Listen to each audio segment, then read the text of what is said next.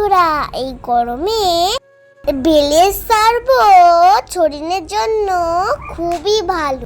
তার মা আজকে 3 রকমের শরবত বানিয়েছিল। এগুলা খেতে খুবই সুস্বাদু লেগেছিল। আপনারাও কিন্তু বাড়িতে বানিয়ে খাবেন। প্রথমে বেলটাকে ভেঙে থাকা সত্ত্বটাকে বের করে নেওয়া হলো। সামান্য জল দিয়ে চটকে নেওয়া হলো। তারপর ছাঁকনির সাহায্যে পাল্পটাকে বের করে নেওয়া হলো।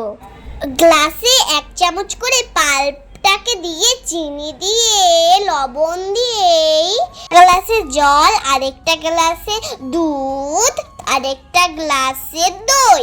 গ্লাসে জল দিয়েছিলাম, সেটা একটু করে লেবুও দেওয়া হয়েছে।